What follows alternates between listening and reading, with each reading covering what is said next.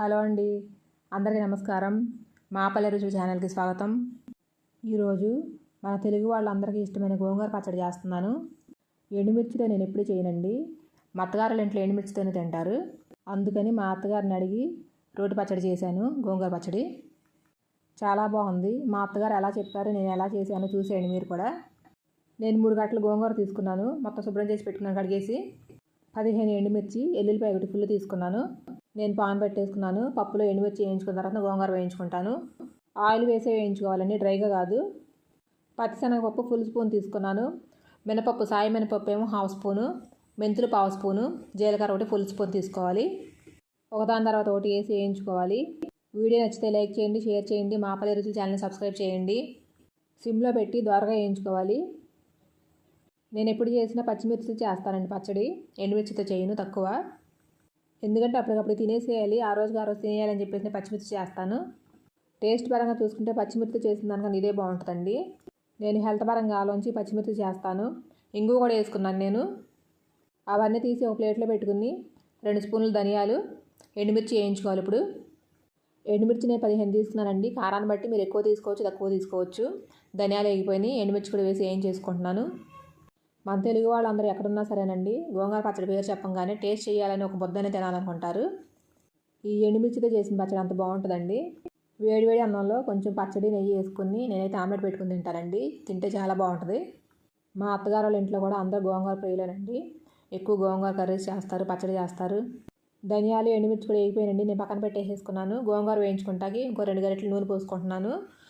ఈ గోంగూర వేయించుకుంటానికి నూనె ఉండాలండి, నీళ్ళు పోయకూడదు. పచ్చిమిర్చితో చేసిన దానికైతే వాటర్ పోసి ఉడకబెట్టుకోవచ్చు. ఎండుమిర్చితో చేసే పచ్చడికి మాత్రం ఆయిల్లోనే వేయించుకోవాలి. కొంచెం ఉప్పేసి మగ్గబెట్టుకోవాలి. గోంగూర లేతగా ఉందండి, మా గార్డెన్లోదే. అదివరకు వీడియోలు చూసిన వాళ్ళకి తెలుస్తుంది. మా గార్డెన్లో చెట్టు ఉంది.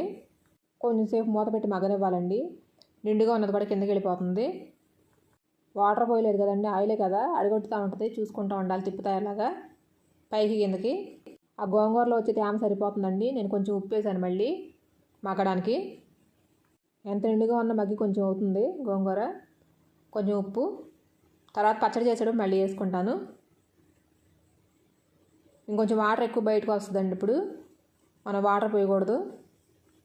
చూస్తున్నారు కదా, ఇలా దగ్గరకు రానిచ్చేయాలి, బాగా వేయించుకోవాలి. మా గోంగూర చెట్టు చూసిన వాళ్ళకి అర్థమవుతుందండి. పైన బరువైపోయి చెట్టు ఇరిగిపోయిందండి. అందుకని కోసేసాను మొత్తం. కొంచెం ఇలా పచ్చడి చేసి మిగతాది ఉడకబెట్టి వండొచ్చానండి. మగ్గిపోయిందండి గోంగూర. ఎంత దగ్గరకు వస్తే అంత మంచిది, మనకు నిలవ ఉంటుంది పచ్చడి. బాగా దగ్గరకు వచ్చేసేయాలి ముద్దలాగా.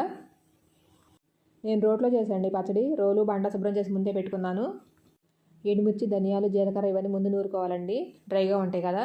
తర్వాత వెల్లుల్లిపాయ వేసుకోవాలి. మిక్సీలో లాగా మెత్తగా చేసేయకూడదండి, పలుకులుగానే ఉండాలి.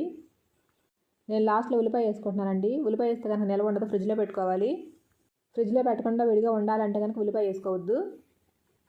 నేను కొంచెమే చేశాను కాబట్టి వేసానండి ఉల్లిపాయ. కానీ గోంగూర పచ్చడికి ఉల్లిపాయ, తాలింపు 2 ఉంటేనే బాగుంటుందండి. పచ్చడిలాగానే చేసుకోవాలండి, కొంచెం ఘాటుగానే ఉండాలి. మా అత్తగారు మిరపకాయలు ఎక్కువ అవుతాయని చెప్పేసినని నేను అంటే పక్కన పెట్టాను 4. మళ్ళీ అవి తర్వాత తక్కువైతే నేను అవి కూడా వేసేసి నూరేసేసాను. వెల్లుల్లిపాయ, ఉప్పు కూడా వేసి నూరేసుకుంటున్నాను నేను. గోంగూర మగ్గించేటప్పుడు వేసానండి కొంచెం ఉప్పు. నేను మళ్ళీ ఇప్పుడు వేసాను, చూసుకుని మళ్ళీ లాస్ట్లో వేసుకుంటాను. నలిగిపోయింది. గోంగూర కూడా వేసుకుంటున్నాను. మెత్తగా నూరక్కర్లేదండి, మనకు రోటి పచ్చడిలా తెలియాలంటే కొంచెం ఆకులు కనపడాలి. నేను ఉప్పు కారం చూసి ఉప్పు తగ్గిందని చెప్పేసి నా మిరగాయలు కూడా వేసేసి నూరేసేసానండి. సరిపోయింది. మిరగాయలు ఘాటుగా లేవు, తక్కువగా ఉన్నాయి. నలిగిపోయిందండి పచ్చడి. నేను పక్కన పెట్టుకుని ఉల్లిపాయ నూరుకుంటున్నాను. ఉల్లిపాయ కూడా మెత్తగా నూరకూడదండి, ముక్కలు తెలియాలి, అప్పుడే బాగుంటుంది. కచ్చాపచ్చిగా దంచుకుని పచ్చడి కలిపేసుకోవాలండి, అప్పుడే బాగుంటుంది. నేను పచ్చడి అంతా అయిపోయిన తర్వాత పక్కన పెట్టేసుకుని రోట్లో అన్నం వేసి కలుపుకున్నామండి. ఆ రోట్లో అన్నం వేసి తింటాం అలవాటు మాకు. ఉప్పు చూసుకుని మళ్ళీ వేసుకున్నానండి. మిరగాయలు కూడా మళ్ళీ నూరాను నేను. మా అత్తగారే చెప్పారండి అన్నం వేసి కలపమని చెప్పేసినని. వాళ్ళ అలవాట్లు అవే కదా, ఆవిడే గుర్తు చేశారు నాకు. పచ్చడి చాలా బాగుందండి, అంత ట్రై చేయండి. అత్తగారి సలహాతో చేసిన గోంగూర పచ్చడి. మా అత్తగారు వాళ్ళ ఆరోగ్యరీత్యా కారం తక్కువ తింటారండి, పెద్దవాళ్ళు కదా. కానీ తిన్న తర్వాత ఆవిడ కూడా కారం తక్కువగా ఉందని చెప్పేసి అన్నారు. మా అత్తగారు, నేను, మా పెద్దమ్మాయి 3 తిన్నామండి అన్నం. పచ్చడి బాగుందని చెప్పాలి కాబట్టి చెప్తున్నానండి. అందరికీ తెలిసింది, చాలా బాగుంది పచ్చడి.